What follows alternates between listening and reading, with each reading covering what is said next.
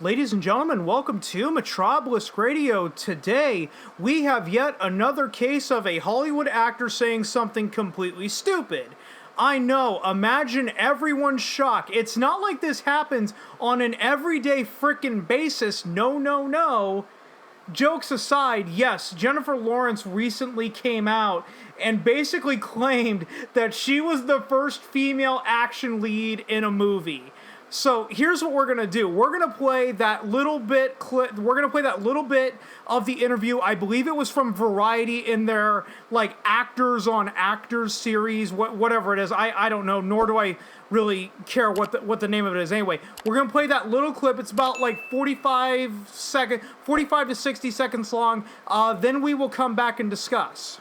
I want to circle back to you being the lead of Women King, and we're at, I think it's 94% on Rotten Tomatoes, 66 million domestic. I mean, it is just, they couldn't have been more wrong. And I thought it was so, I just love seeing stories like that of, I remember when I was doing Hunger Games, nobody had ever put a woman in the lead of an action movie because it wouldn't work. We were told, girls and boys can both identify with a male lead.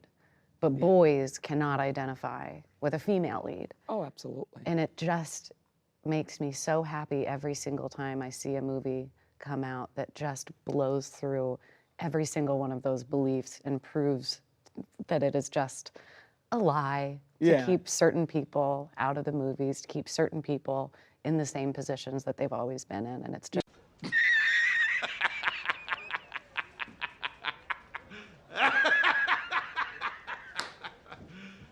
You serious? Now, this would be the point in the video where the traditional thing to do would be to get outraged and say that there were other female action movie stars going all the way back to the 1970s and show a montage of clips from movies like Foxy Brown, Coffee, Alien, Aliens, the Underworld movies. But I'm not gonna fall for that trap, because what I want to explore is why is Jennifer Lawrence making a statement like that. Remember, the entertainment industry, these people understand the value of a good publicity stunt, even if it makes them sound stupid, right? The Oscar Wilde school of thought is there is no such thing as bad press. The only bad press is when no one is talking about you.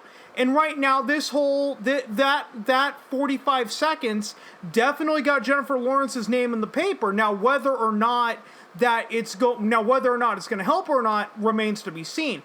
But I think that there are two major reasons why, God damn it, wrong pipe.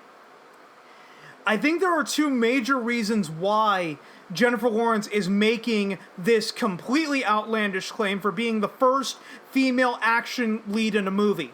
And the first point I want to touch on is the fact that nobody gives a fuck about the Hunger Games anymore. Right, we are now, as of the recording of this video, we are on the 10-year anniversary of the Hunger Games. And guess what? Throughout the entire year of 2022, I have visited, websites for the trades, The Hollywood Reporter, Variety, and Deadline. There is not a single article that is something to the effect of, the Hunger Games at 10 years old, looking back at this historic franchise kind of thing. Screen Rant, Game Rant, Comic Book Resources, every other fan website. I am not seeing anything with regards to a Hunger Games retrospective interview with Jennifer Lawrence, Josh Hutcherson, Liam Hemsworth, Woody Harrelson, all that stuff. Not a single publication is doing something like that. So again, you have someone who basically became a star through this, through the Hunger Games, through this, movie series that was obviously adapted from books that now nobody cares about anymore now that we're 10 years removed. Yes, there is a Hunger Games prequel in the works, but is anyone honestly even talking about the Hunger Games prequel? Probably not.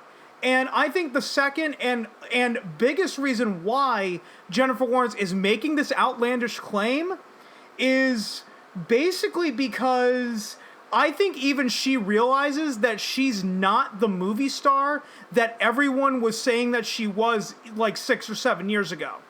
right? So let's actually take a look back at Jennifer Lawrence's filmography. Right, of course, you know, the two things that she was really known for were X-Men and the Hunger Games. Those were the two franchises that she was in. Right, but let's actually take a look at her filmography with every movie to come out after X-Men First Class, The Hunger Games, and Silver Linings Playbook. The reason I'm not looking at Silver Linings Playbook by itself is because that's when she won the Academy Award. So let's take a look at all of the movies that came out after X-Men First Class, The Hunger Games, and Silver Linings Playbook that aren't Hunger Games sequels or X-Men sequels, right? Because obviously at that point the statistics can be skewed. And Mark Twain famously said there are three types of lies: lies, damned lies, and statistics, right? So if you're trying to take an average box office for an alleged movie star, but you're going to put in, you know, the box office for all of these franchises together, right? Because the reason I'm not looking at them is because the main draw to X-Men and the Hunger Games is not going to be Jennifer Lawrence. It's going to be X-Men and the Hunger Games. The lead be damned. But anyway, let's get into it. So the first movie we're going to look at is House at the End of the Street, right? I think that came out after Silver Linings Playbook, but it was before she won the Academy Award. You know, House at the End of the Street, $10 million budget, grossed $44,287,131 worldwide, which is not a bad gross given a budget of that size.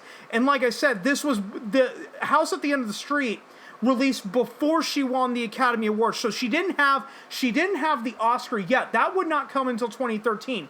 The only movie I'm not going to be mentioning, other than X-Men and Hunger Games, of course, is one called The Devil You Know, and that's only because she plays a bit part. And more than likely, what happened is that was a movie that sat on the shelf for a number of years, and then was released after she won the Oscar to try to capitalize on her popularity. And yes, there's a long history of movie studios doing that. But anyway, let's move on to the next movie. Let's move on to American Hustle. Right, 2013. This was after she won the Best Actress award at the Academy Awards. Budget of $40 million. Worldwide gross of $251,171,807. Not a bad box office given the budget. However, it's time to play devil's advocate here. The fact of the matter is, American Hustle did not just contain Jennifer Lawrence, right? You have a combined star power with Christian Bale, Amy Adams, Bradley Cooper, and Jeremy Renner coming off of the Avengers at the time. So again, is Jennifer Lawrence the sole draw into American Hustle? No, it's a combined effort of the main five cast. Let me see if I can actually talk today. Next one we're going to bring up is Serena. Now, most of you may have never heard of this movie, and I wouldn't be surprised. It stars Jennifer Lawrence and Bradley Cooper. Came out in 2014. Budget of $30 million. Right, this was obviously after she won the Academy Award for Best Actress, but it only grossed $5,092,129 worldwide. Yes, it was a box office bomb. Then we get to Joy. Right, it stars Jennifer Lawrence, Bob De Niro, and let me make sure I'm getting this right. Yeah, and Bradley Cooper once again. Budget $60 million, and again, that's probably most of that probably went to Jennifer Lawrence, Bob De Niro, and Bradley Cooper, but only grossed $101,134,059 worldwide against a budget of $60 million. And remember how you calculate what the total budget for a movie is, right? If you include marketing, the good rule of thumb is to take the reported production budget and double it. So $60 million budget, you double it, that's probably $120 million budget for the entire movie. Now, the gross worldwide, the theaters will take roughly 50% of that, so Joy didn't even break even. Passengers, which this was a very unique case, right? The production budget of $110 million, but it only grossed $303,144,152 worldwide. Now, the reason I say Passengers was a very unique case is because this is the movie where Jennifer Lawrence got paid $20 million to be in the movie. She got paid more than Chris Pratt did. Chris Pratt only got a salary of $12 million. Now, obviously, to you and me, the average Joe, a $12 million salary is nothing to scoff at, nothing to balk at. But, by comparison, Jennifer Lawrence was paid more money than Chris Pratt, despite the fact that Chris Pratt is in more of the movie. And I say it's a very unique case because with Passengers, this was around the time of the Sony hack, right? Remember the massive Sony email hack of 2014? And it was revealed that Jennifer Lawrence got paid significantly less money than Jeremy Renner on American Hustle, despite both of them being supporting roles. So a lot of people chalked up her $20 million salary to the fact that she jumped on a publicity stunt, which I personally don't blame her for doing at the time, but that ballooned the production budget of Passengers to over $100 million. But it only grossed $303,144,152 worldwide. So again, she can't. But so again, the movie barely broke even, or in some cases, it may have lost money entirely. Then we get to Mother, which was a smaller budget of only $30 million. It was a Darren Aronofsky movie. But it only grossed $44,516,999 worldwide. Box office bomb. Then we get to Red Sparrow. Reported production budget of $69 million. Gross worldwide, $151,572,634 worldwide. Now, taking all of these different box office numbers into account, again, this is all my own personal opinion. But in my opinion, this is not the box office of a bona fide movie star, right? The only real successes other than The Hunger Games and X-Men, I had a brain fart there, were really what was American Hustle. But again, American Hustle also had combined star power. And remember what Scott Steiner said during his Scott Steiner math promo on TNA Wrestling back in 2008. The numbers don't lie, and they spell disaster for you. So yes, to tie this back to Jennifer Lawrence making the outlandish claim of she was the first female action lead in a movie, I think is really done to make herself more relevant than she actually is.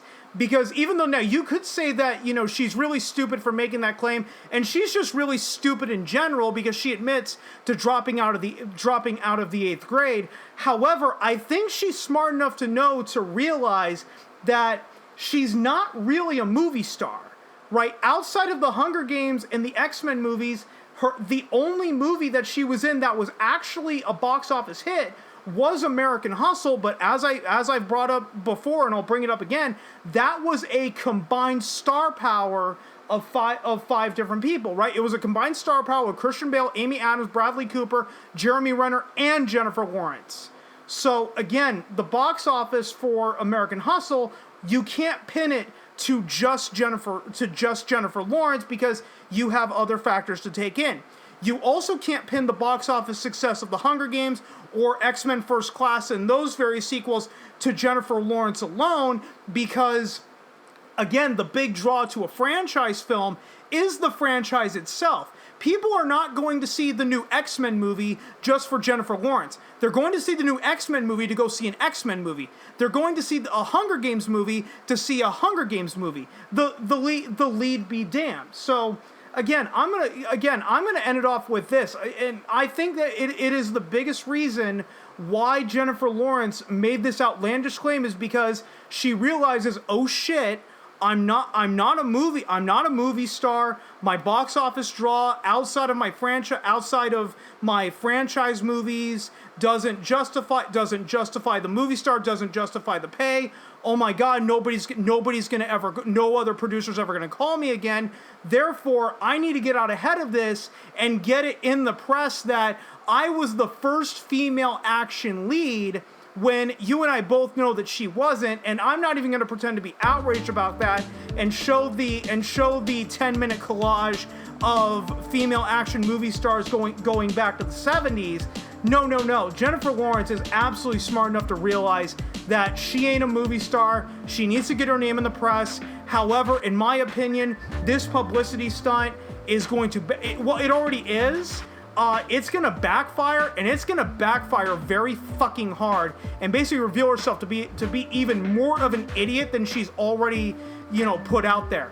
And guys, I'm gonna go ahead and end this video right here because I know we probably went longer than we needed to go. If you stuck around this long, thanks so much for doing so. And if you've been following along in the video, I'm terrible at ending these videos, so I will just see you guys next time.